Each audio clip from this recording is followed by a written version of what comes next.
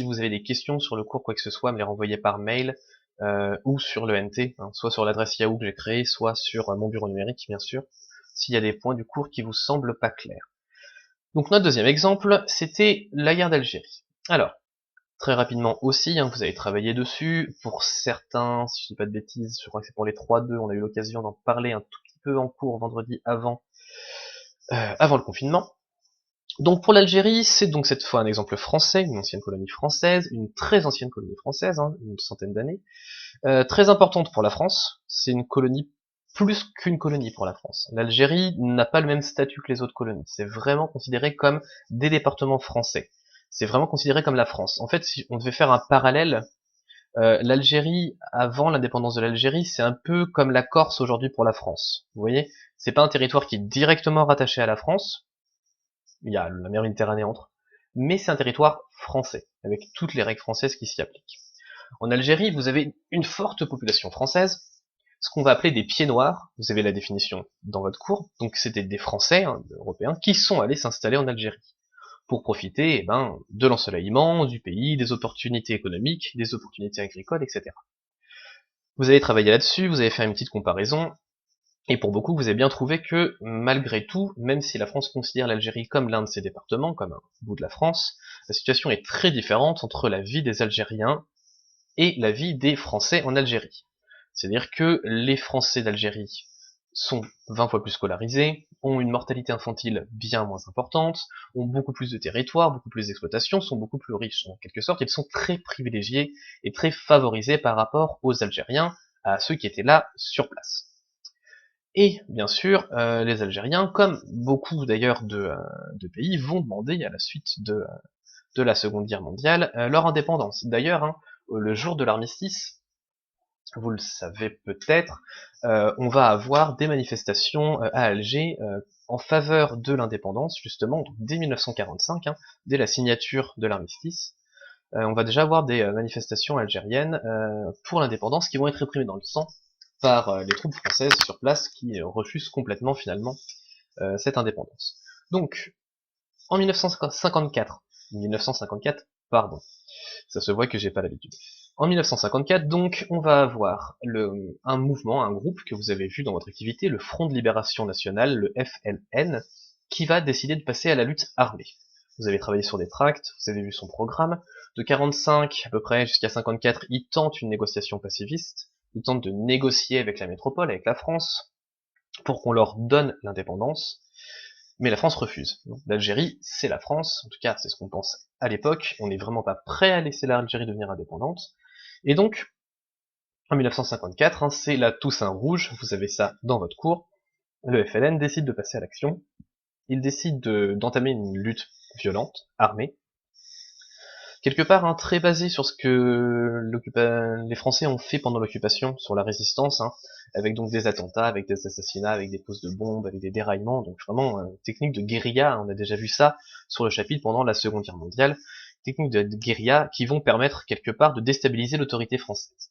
Alors on l'a dit, hein, la France réagit très violemment à ces attaques, envoie l'armée, le contingent, c'est-à-dire, je rappelle important, hein, la conscription des soldats volontaires, enfin pas volontaires, au contraire, des soldats forcés, des jeunes qui étaient en train de faire leur service militaire, que du coup on envoie en Algérie pour se battre.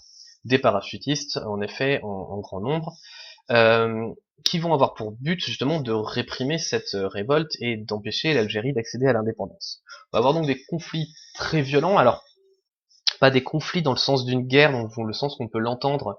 On va pas avoir de bataille rangée, on va pas avoir d'affrontement direct hein, pendant cette guerre, mais vraiment plutôt une guérilla hein, avec des forces françaises qui recherchent justement les membres du FLN et qui essayent de trouver les différents réseaux de soldats algériens, et derrière ces soldats du FLN qui vont perpétrer des attentats, des assassinats contre l'armée française, et contre les occupants français aussi. Hein. On l'a déjà dit, cette guerre pour l'armée française, elle est extrêmement sensible, elle est extrêmement... c'est un peu un déshonneur hein, pour l'armée française, qui va faire une utilisation massive de la torture, qui va s'en prendre à des civils, qui vraiment va se comporter de façon assez odieuse pendant ce conflit. Bien entendu, elle était sous pression, elle subissait également des attentats, des attaques, dans une guerre qui n'était pas évidente pour elle.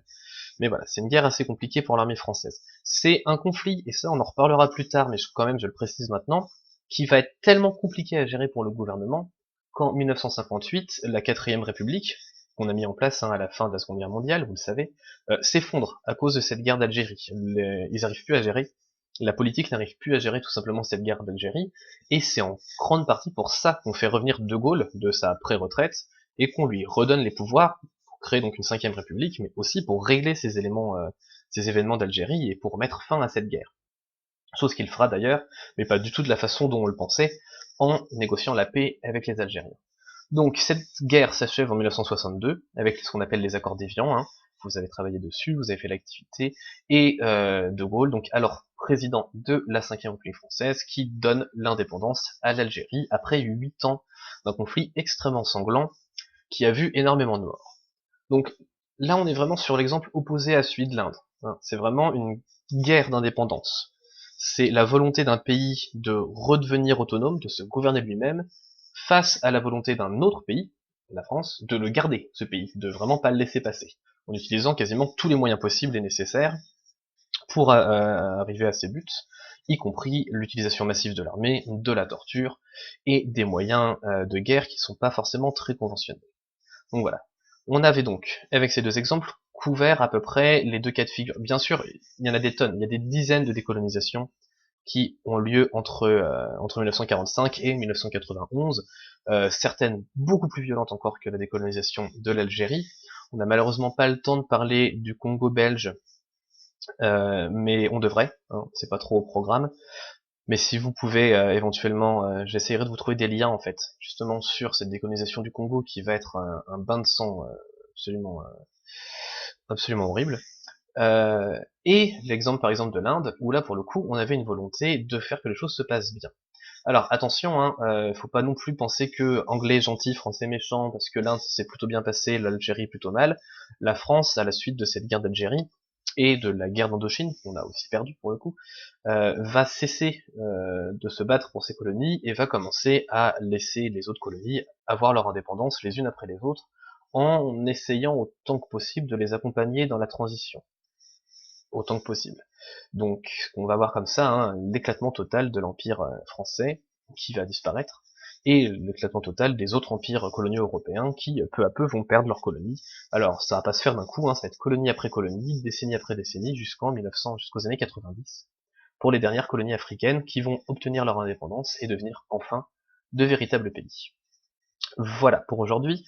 Demain, je vous passerai donc le cours sur la conférence de Bandung et l'émergence du tiers-monde, et si ça fonctionne pas trop mal, un autre petit cours vidéo justement pour finir ce chapitre et voir comment ces pays du tiers-monde en fait vont essayer de s'organiser pour exister dans ce monde nouveau, et surtout pour exister dans ce contexte de guerre froide. Je le rappelle, on est en même temps que la guerre froide, entre d'un côté l'URSS et de l'autre côté les États-Unis. Voilà, bonne journée à tous.